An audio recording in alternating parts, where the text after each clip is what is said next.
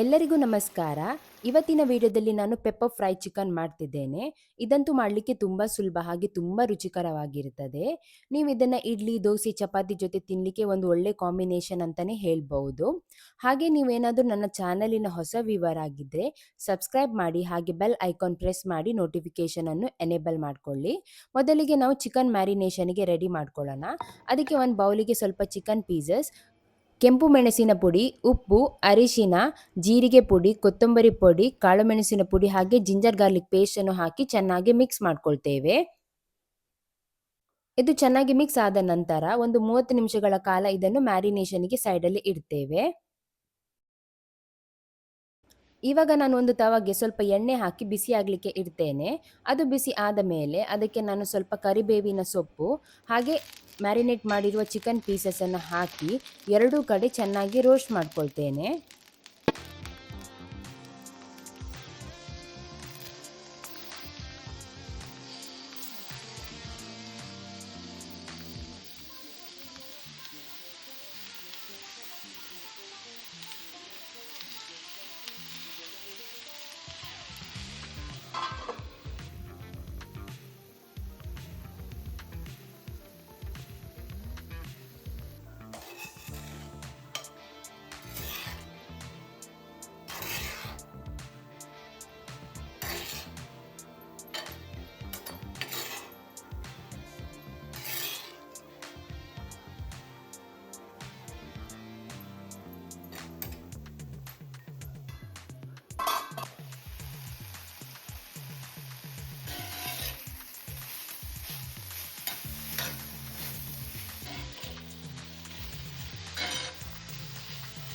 ಇದು ಇವಾಗ ಚೆನ್ನಾಗಿ ರೋಸ್ಟ್ ಆಗಿದೆ. ಇವಾಗ ನಾನು ಇದು ಫ್ಲೇಮ್ ಆಫ್ ಮಾಡಿ ಸೈಡಲ್ಲಿ ಇಡ್ತೇನೆ. ಇವಾಗ ನಾನು ಒಂದು ಕಡಾಯಿಗೆ ಸ್ವಲ್ಪ ಎಣ್ಣೆ ಹಾಕಿ, ಎಣ್ಣೆ ಬಿಸಿ ಆದಮೇಲೆ ಅದಕ್ಕೆ ಸ್ವಲ್ಪ ಬೆಳ್ಳುಳ್ಳಿ, ಈರುಳ್ಳಿ ಹಾಕಿ ಚೆನ್ನಾಗಿ ಫ್ರೈ ಮಾಡ್ಕೊಳ್ತೇನೆ.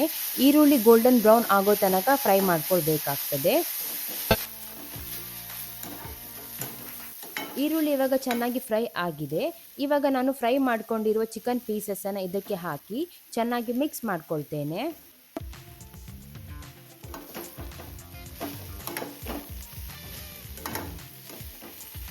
ಇದು ಚೆನ್ನಾಗಿ ಮಿಕ್ಸ್ ಆದ ನಂತರ ಒಂದು 2 ನಿಮಿಷಗಳ ಕಾಲ ಇದನ್ನು ಚಿಕ್ಕ ಉರಿಯಲ್ಲಿ ನಾವು ಫ್ರೈ ಮಾಡ್ಕೊಳ್ಬೇಕಾಗ್ತದೆ. ನಂತರ ನಾನಿಲ್ಲಿ ಒಂದು ಅರ್ಧ ಕಪ್ಪಷ್ಟು ನೀರನ್ನು ಹಾಕಿ ಚೆನ್ನಾಗಿ ಮಿಕ್ಸ್ ಮಾಡಿಕೊಂಡು ಹೈ ಫ್ಲೇಮಲ್ಲಿ ಒಂದು ಕುದಿ ಬರೋ ತನಕ ಇದನ್ನು ಬೇಯಿಸ್ಕೊಳ್ತೇನೆ.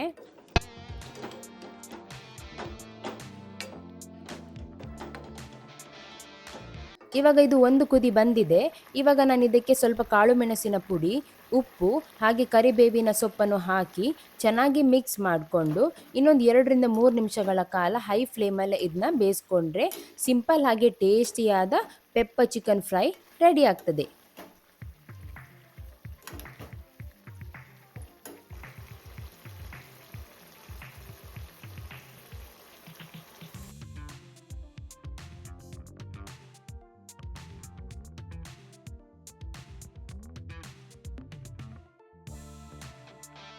ಲಾಸ್ಟಲ್ಲಿ ಬೇಕಿದ್ದರೆ ಸ್ವಲ್ಪ ಕೊತ್ತಂಬರಿ ಸೊಪ್ಪನ್ನು ಹಾಕಿ ನೀವು ಗಾರ್ನಿಷ್ ಮಾಡ್ಕೊಳ್ಬಹುದು.